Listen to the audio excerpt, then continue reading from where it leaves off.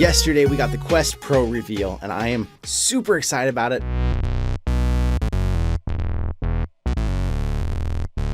But I keep getting questions. Kat, what are you doing right now? I'm trying to film.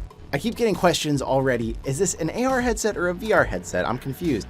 Well, I'm really excited to share the answer with you to that question because for years now, as a VR and AR enthusiast, I've been having people ask me, what's it gonna end up being? Is it gonna be VR? Is it gonna be AR? And I would often answer them, it's probably gonna be XR. What?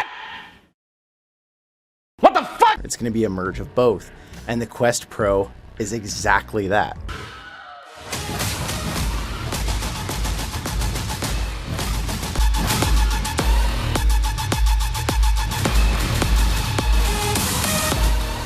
You are making this very difficult. Between the reveal yesterday and some of the hands-on videos that have already come out, we are seeing that the Quest Pro is going to be capable of very good virtual reality. But on top of that, it has a full color pass-through camera on the front that is going to allow you to see your real world in real time through it, but add all kinds of augmented reality capabilities. And even crossing the two. We saw part where they played Beat Saber in their actual room with the blocks coming at them virtually. Seeing the line between AR and VR start to merge has been something I've been excited about for years in the industry. And I've told people this day was coming. We've seen a little bit here and there, but this is the first headset that looks like it's gonna have a true real-to-life color pass-through that gives you good augmented reality and good virtual reality.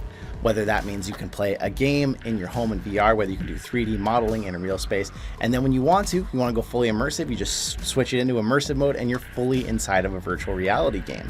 Now, some people see this Beat Saber game and think, why the heck would I want to play Beat Saber in my actual room when the environments in Beat Saber are really good? Well, that's a valid question, but I think about, like, what if you have kids that are running around, you still want to get a little bit of activity in, do some Beat Saber while they're in the room, but you need to watch them, you'd still be able to see through your headset.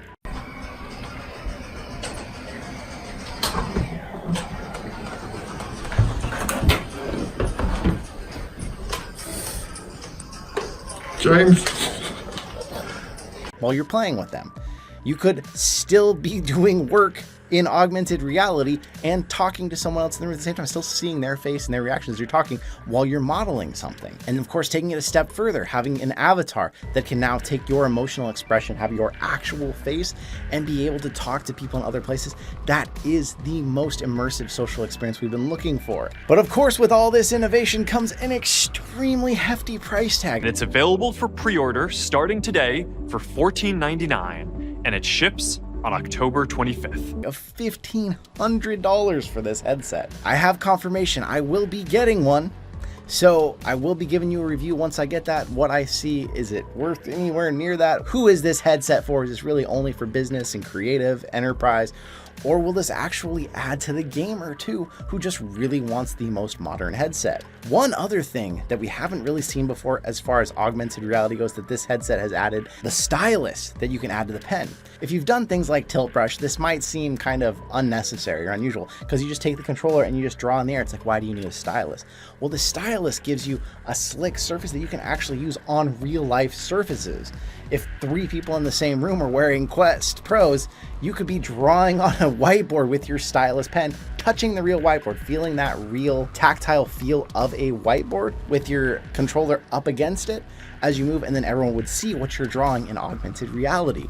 That really changes it when you can now incorporate real life objects into your AR and not just be, floating in the air drawing something. You can make an actual 2D painting in VR without having to try to keep your hand really still on a virtual canvas. You have a real canvas that you're touching with that stylus.